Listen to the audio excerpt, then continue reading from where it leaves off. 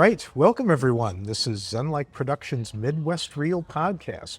We are on episode number 5. Number 5, not number 9. That would be a revolution.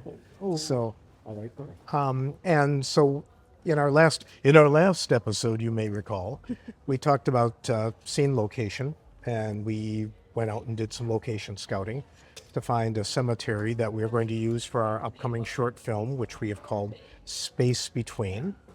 And in this episode, we are going to talk about casting, and we are very, very fortunate and pleased to have with us the lead actress that we are using for Space Between.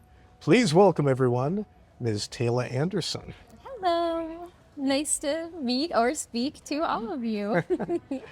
And we are thrilled to have Tayla on board for this film, which we will be shooting in May.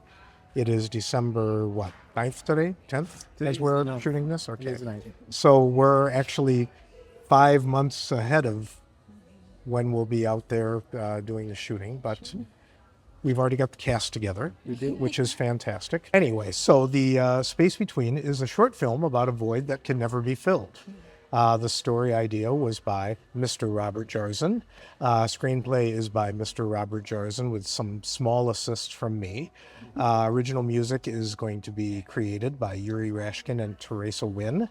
And the cast is going to be myself as Richard, Taylabai Anderson as both the entity and a character named Aubrey. Mm-hmm. The younger version of me will be played by Nathan Burkhart, which means that, boy, as Nate gets older, he's going to get really, really ugly. And then for our neighbors, we always cast them as a couple. Tim Roberts and Laura Schuler, they work well as a couple together, so they're going to be Richard's neighbors. And of course, this is a ZenLyke Productions production. So, and most importantly, directed by none other than Mr. Robert Jarzen. So this has got your paw prints all over it, dude. Oh, yes, absolutely. We are filming Midwest Reel Podcast episode number 5 in the beautiful Charla's Coffee Stop, which is on what used to be the Milton College campus in beautiful Milton, Wisconsin. And if you have not been here, you need to come to Charla's. Best coffee. Absolutely. I'm completely addicted. And best bakery items too, by the way. In casting Tayla, I mean, basically, we didn't even make you audition for this because, you and I have worked together before. Yes, yeah. And I feel like we've had a lot of really good chemistry in all of our other productions. So I was really flattered when you asked me. It was a little bit of a surprise, but at the same time, it wasn't so much of a surprise coming from you because you're always asking me to do projects and if I'm interested in this. And I love it. So, well, whenever I'm fortunate to work with someone who's really, really good, it's like, okay, I'm just going to put this person's name in my pocket because I'm going to need them down the road. And it was funny. We were talking a little bit ago about when we first met. Yeah. And it was when we did Midsummer Night's Dream together, the Shakespeare. Which again, in it Janesville. Still feels like it was much earlier than that. I feel like I've known you forever at this point. I'd seen you before. I don't think we were introduced, but I saw you play Dulcinea. Oh, when really? you did Man of La Mancha at URA. I saw that. Of course, yeah. That was my first musical in college. So I graduated in 2014, so 2015. Oh, wow. Was it that long ago? 2015. Because I saw you in that when Dave Bitter played Don Quixote. Yeah, Zach Curtis was the one who directed it. Yep. Yeah. And I knew Zach when he was out at UROC. So that was the first time that I saw you. Yeah. I had only done 3 shows with him. Okay. So it had to have been within 2014, 2015. Yeah, it had to be. Because Midsummer was, that was 2021. Yeah. It was 2021. Yeah. And when you were cast and we did our first read-through, I remembered you. I didn't necessarily remember your name, but when I saw you at the read-through, it's like, oh, I remember her. She was in Don Quixote. That's an actor's dream right there. Yeah. And then, we did the read-through. And then when, you probably don't remember this, but when the read-through was over, because we had a lot of scenes together because I played Oberon and Tayla played Puck. Mm-hmm. And so after the read-through came over, you ran right over and introduced yourself, big smile on your face. Oh, it's so great to meet you. I'm looking forward to working with you and stuff. And it's like, okay, this is going to be good. Somebody that I'm working with on another film project, not ZenLyke Productions, sorry, Robert, but somebody that I'm working with that had seen Midsummer Night's Dream said, "Who was that young woman who played Puck? She was amazing." So this woman from 3 years ago remembered and specifically brought that out without any, Dude, without you're any making me reminder. blush over here. Stop. Yeah, let's talk a little bit about Midsummer Night's Dream. I mean, doing was outdoor blast. Shakespeare, yeah, that was Oh, fantastic. outdoor Shakespeare. Scarier words have never been said, Well, honestly. it was, what I found scariest was the fact that we weren't mic'd. And so we That's really had to project, and Yeah. it was the weekend of the air show. Yep. And And so, it's right, the location's right next to that hospital. So the ambulances would go by. I mean, we Yep, were we fighting had that. traffic, we were fighting airplanes, the mumbling of the audience, all of it. Just, it just, oh, oh yeah, and then there were a couple of performances where the sun was just brutal. yeah. And you probably remember the one Sunday afternoon where like everybody was way off to one side because the sun was so, Yeah, hot you right could in front of literally the see the stage. audience all, yep, yep. yep, all sitting to the left because it was just too much. Yeah. The choices you made when you played Puck, it was a very athletic role. You were running around and like jumping and doing a lot. I mean, Yeah. I don't think I'd ever seen anyone play Puck with that much energy. Yeah, I think with Puck, he's just, you know, one of the first shows that I was ever a part of was Midsummer Night's Dream. Like my very first high school show Oh, wow. was Midsummer Night's Dream. And I remember the girl who played Puck when I was in high school.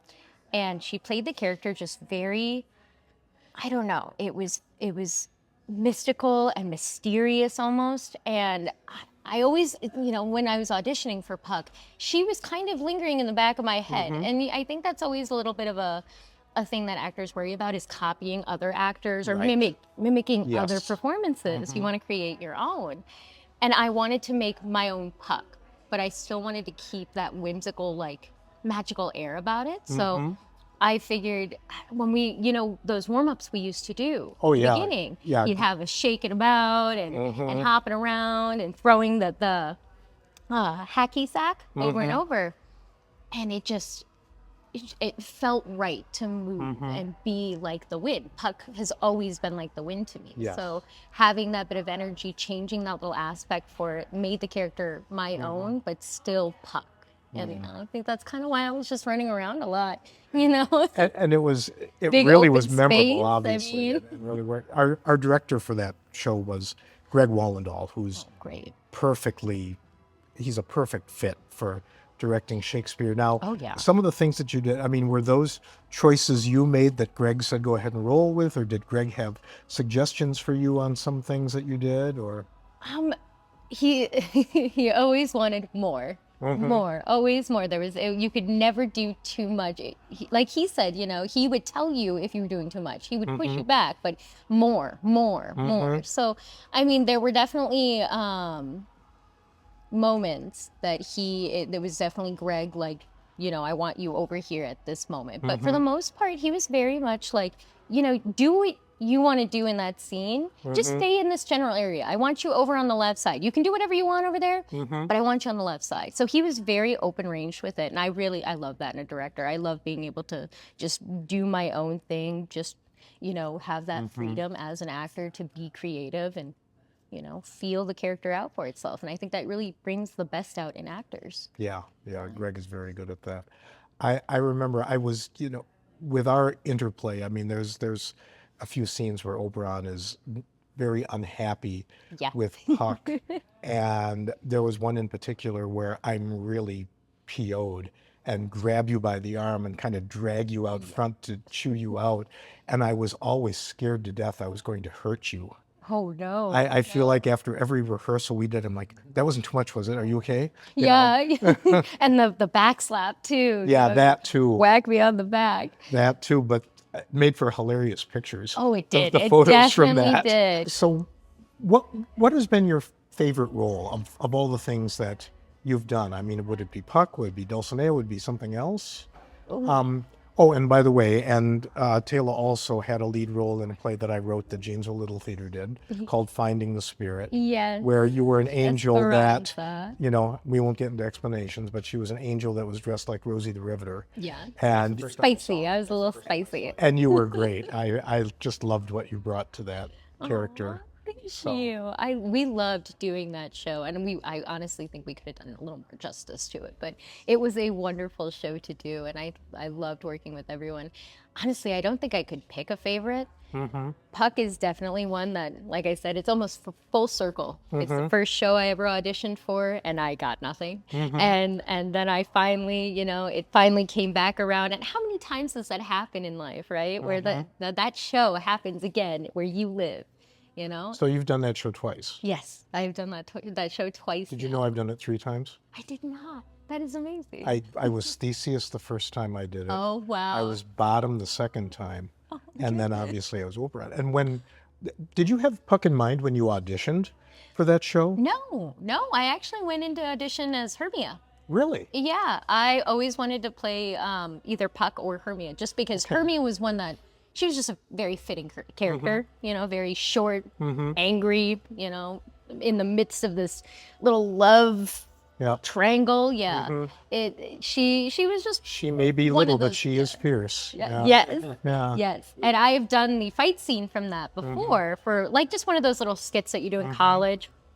I played Hermia in that little skit, and we had this glorious fight. And I love stage fighting. I absolutely adore stage fighting. Cool. So yeah, oh yeah, we actually destroyed the stage we were fighting on because it was a makeshift stage. It was for they had like this Christmas festival every year, and they would just make this little makeshift stage right in the cafeteria. It wasn't always put together the best.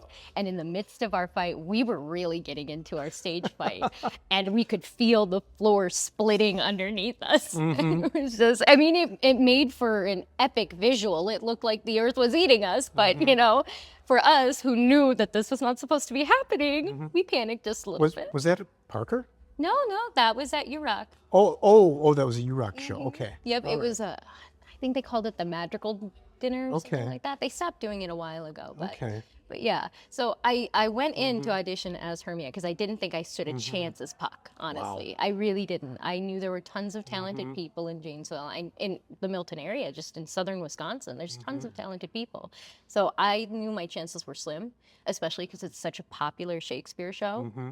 So yeah, I went in with kind of just Hermia in mind, and then when Greg asked me to read for Puck, I felt that little like, oh, my opportunity, you know, and I was like, either I give it my all or I walk out right now, because if I'm not going to give it my all, then what am I doing here? So, and yeah. Well, I thought Greg really cast that well, because besides having you as Puck, he had Michaela Miller, who's you know, also very small, you know, she was as you know, as Hermia, and then Rachel Wendt, who's very tall, as the painted maypole, and just that scene between them where they're having the fight is just beautiful. Amazing. Absolutely beautiful. It was just, you know, when because you and I are in that scene, we're kind of in the background. Yeah, we're watching this it all happen, happen. and it was hard to stay in character because I was just enjoying watching them so much. Yeah, it was. So I had to kind of remind myself, okay, I'm in character, and kind of look over at you and scold to try to refocus I was going to say, it must not have myself. been easy for you because you had to have that what is going on face. But me, I was full on eating popcorn watching the fight. I was ready. You've been listening to us reminisce about acting. Is that a wrap, Mr. Director? It's a wrap. Okay.